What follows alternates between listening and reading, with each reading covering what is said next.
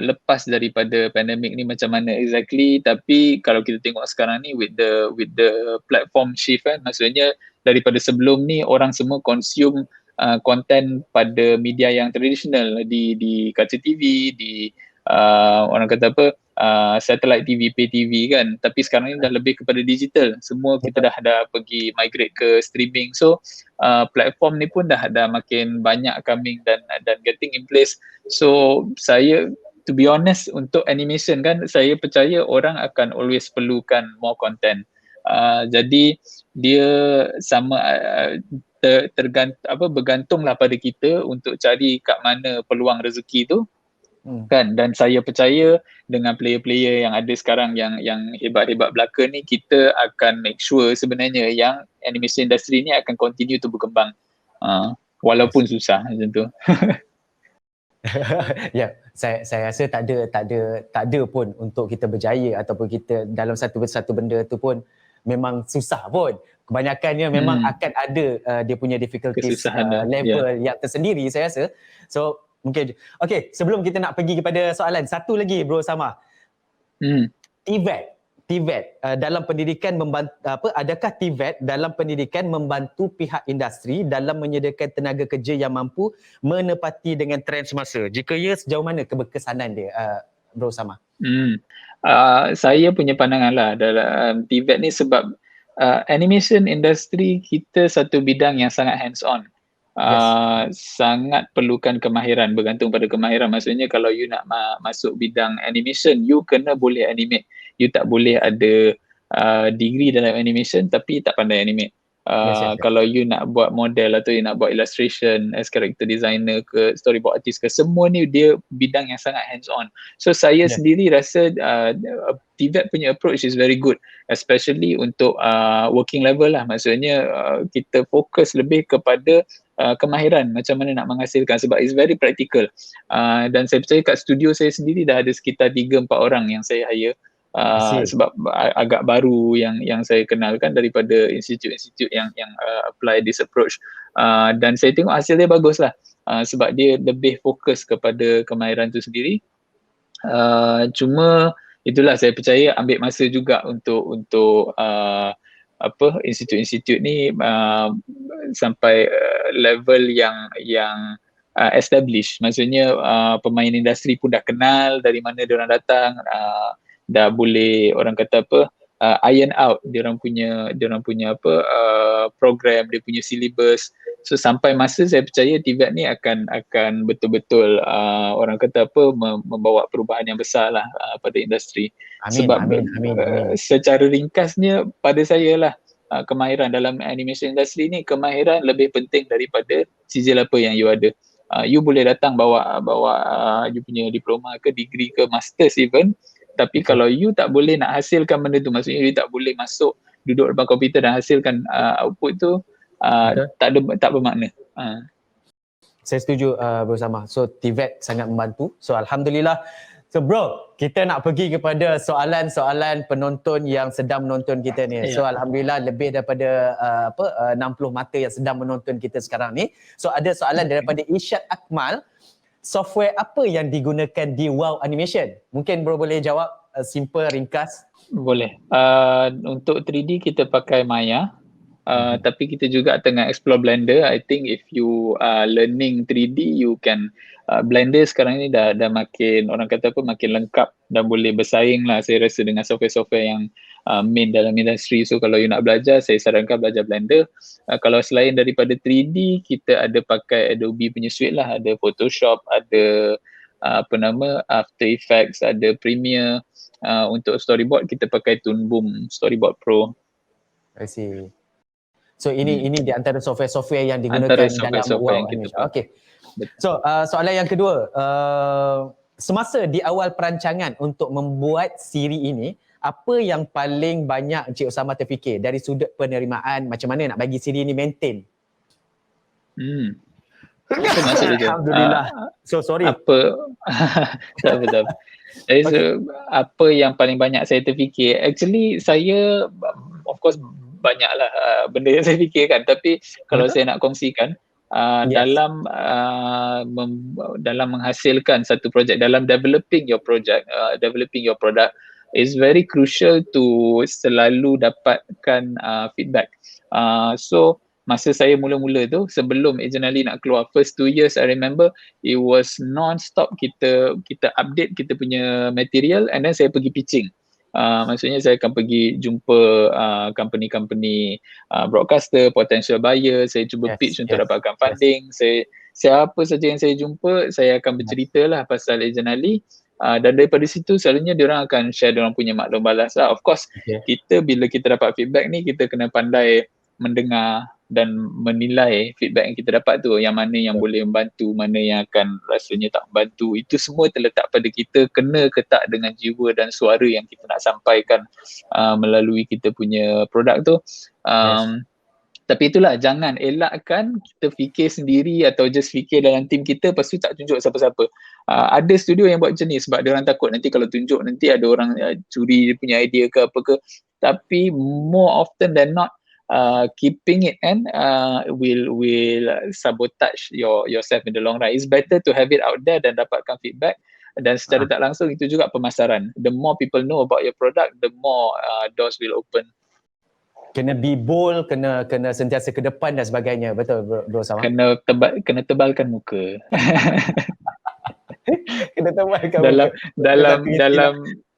Dalam industri kreatif ni, rejection tu dia sebatilah, dia lumrah orang kata. Macam kalau kita dalam bidang sukan, menang kalah tu adat, dalam bidang industri ni rejection tu pun adat lah.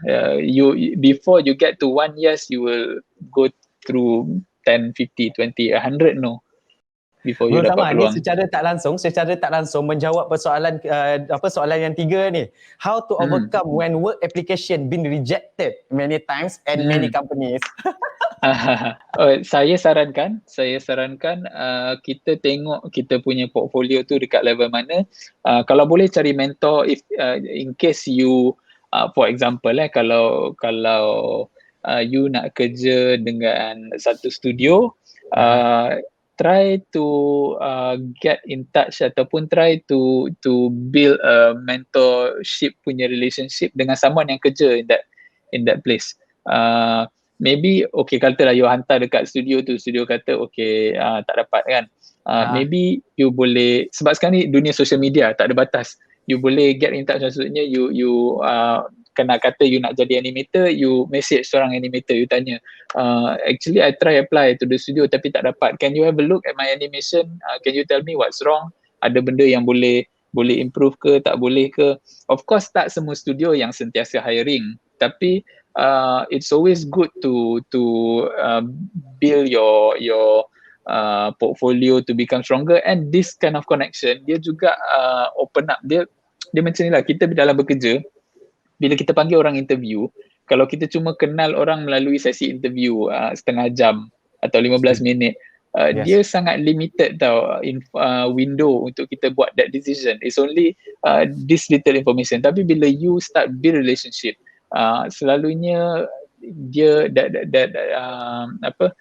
relationship tu yang akan membantu. Macam saya sendiri bila saya start studio, bila kita daripada the first 8 nak kembang ke 20, 25, 40 orang kan, banyak yang saya baru hire seorang, and then seorang ni dia macam dia suka kerja kat sini, and then dia cerita, saya ada kawan ni, dia boleh cuba buat ni, boleh. So banyak yang kita hire based on recommendation. Of course kita akan jumpa dululah kan, kita akan tengok betul ke dia ni just nak bawa member je tapi member dia sengal kan, kita kena verify lah. Tapi it's always good to build a relationship, because animation is a very collaborative medium, dan relationship tu yang selalu, kadang-kadang ada orang yang sangat terror tapi bila dia masuk dalam team dia tak boleh, dia bukan team player, dia tak boleh, dia terlalu diva, tak boleh bekerja dengan team member. Ada juga, dan kita end up tak boleh nak work dengan that person. So always think build relationship. Kalau you cakap tadi you dah kena reject banyak, first find out why, kenapa. Maybe kalau tak ada orang yang you kenal, you boleh reply balik, ni boleh tak share feedback, sebab tak pernah, most of the people memang dia tak akan tanya benda tu. Bila dah kena reject, dia cakap alamak kena reject. Cuba Yes, tanya, yes. can I get some feedback on my work? If thank you for replying, bagi tahu tak dapat apa ni semua. But can I have? I'm sure kalau dia tak plan nak hire masa tu pun, dia akan start paying attention to you, because someone yang ada attitude nak sentiasa improve ni, dia akan boleh pergi jauh dari dalam industri. Saya setuju dengan Bro Sama. So, soalan sudah daripada Muhammad Akmal. Saya ada skill melukis tapi bidang lain. Boleh ke studio animasi terima untuk pekerja yang mahir skill ni je? So, mungkin kita boleh ambil lagi 2 soalan mungkin. Mungkin Bro Sama jawab secara ringkas. Skill melukis tapi bidang lain. Then you kena macam you have to show the studio how you can contribute atau you can serve. You jangan, contohnya you nak kerja dalam company animation tapi you punya lukisan mungkin semua product design kan, product design, nak buat mungkin mesin kelapa sawit ke apa ke, buat kereta ke, mungkin skill tu boleh dipakai, tapi you jangan expect company tu yang cuba figure out boleh ke tak kita boleh pakai. Ya. Betul. You should try to make the company see. Maksudnya salah satulah yang benda saya kongsi juga dalam macam mana ini tips-tips nak minta kerja kan. Kebanyakan orang bila minta kerja, dia lebih fikirkan apa yang dia ada, lepas tu company tu nak ke tak. Tapi very small percentage yang akan go and figure out apa yang company tu, what the company is about, apa project apa company tu buat, apa value dan prinsipal yang diketengahkan oleh company ni, cerita macam mana dia nak buat. Simply put kan, kalau you suka buat shonen punya content kan, you suka yang macam boy action ganas-ganas, and then you pergi ke studio yang buat cerita kanak-kanak, contoh macam Didi, of course lah susah nak nampak orang kata apa, skill tu nak match dan that need to jive kan. So you kalau you nak kerja tempat tu, you cuba figure out apa yang dia orang perlukan dan you tunjukkan macam mana apa yang you ada tu boleh contribute. So tak salah saya rasa kalau you ada skill melukis, itu bagus, tapi you kena tunjukkanlah skill melukis itu boleh digunakan dekat mana, dekat storyboard ke, dekat environment design ke, character design ke, dan itu you punya you punya responsibility to develop that portfolio and show it to the company yang you nak apply tu lah. Betul. Okay Bro Sama, kita ambil lagi 2 soalan yang berkenaan dengan student ni. So saya rasa yang ni sangat-sangat penting. Last 2 soalan je. 2 soalan je lagi. Mungkin Bro Sama boleh jawab secara ringkas mungkin. Apa peluang untuk graduan grafik? Okay. Apa peluang untuk graduan grafik design dalam animation industry? Soalan daripada Hafiz MS. Dalam saya punya studio yang buat graphic design, mainly dia buat ni lah, product design lah. Kita punya design department yang akan design branding untuk kita punya product packaging, kita punya merchandise, kita punya online punya content, kita punya social media, kita punya komik. So kalau ikutkan banyaklah, agak meluas bidang tu. Alright. So, last, Shell Xiao, is there any art test in job application? So, saya rasa ni sangat penting untuk student tahu. Is there any art test in job application? I think depends on position yang di offer dan depends on the company punya situation. Sebab kita ada masa yang kalau kita tengok portfolio tu dan kita rasa agak sure lah yang kita boleh get the person in, kita just ambil je. Macam kadang-kadang level tu dah obvious yang kita nampak boleh bekerja dengan kita kan. Tapi kalau kita tengok kita ada interest tapi kita masih 50-50, maksudnya macam nampak macam boleh tapi mungkin style dia tak jive dengan kita punya style, dan kita akan buat test.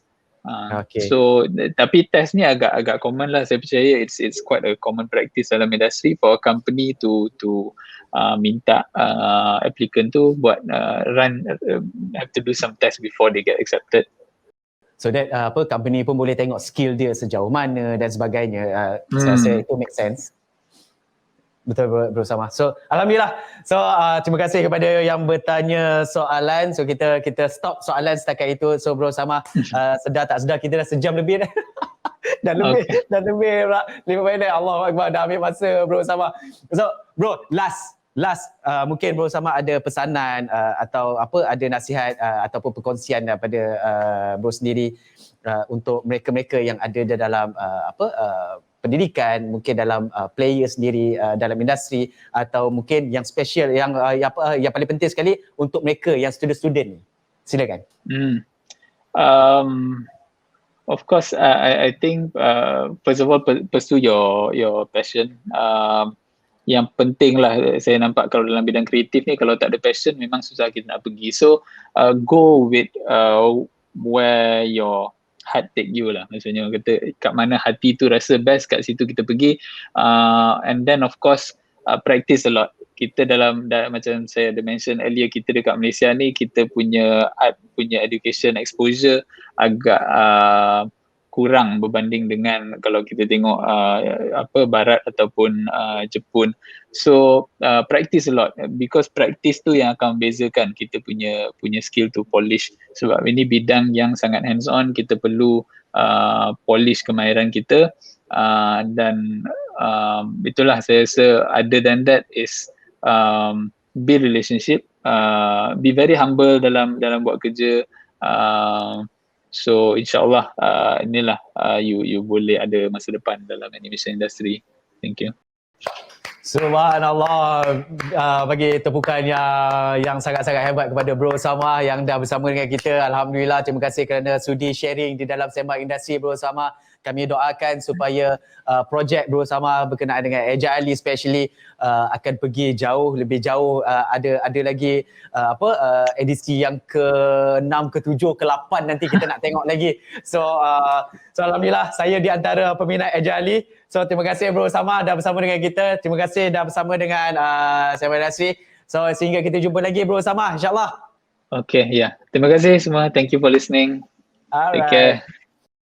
So alhamdulillah, terima kasih kepada sahabat-sahabat yang mana dah bersama dengan kita. Terima kasih kepada player industri, especially kepada student yang bertanyakan soalan tadi daripada Politeknik dan juga daripada college community. So alhamdulillah, semoga apa yang kita share pada hari ini akan memberi manfaat kepada anda, dan anda akan dapat sedikit sebanyak membuka mata di dalam industri ini, so that dapat memberi sedikit guide untuk anda mengalami untuk anda melangkah ke alam pekerjaan nanti, supaya ini adalah salah satu persediaan untuk anda, yang mana yang okay, next aku nak jadi apa, next apa planning aku. So kalau katalah dalam bidang animasi 3D ni, subhanallah, saya secara peribadi saya nampak animasi 3D ni mempunyai satu peluang yang sangat besar, sangat luas dalam Malaysia ni. Lagi-lagi tak ramai lagi yang orang explore. So saya rasa ini adalah peluang untuk anda berkembang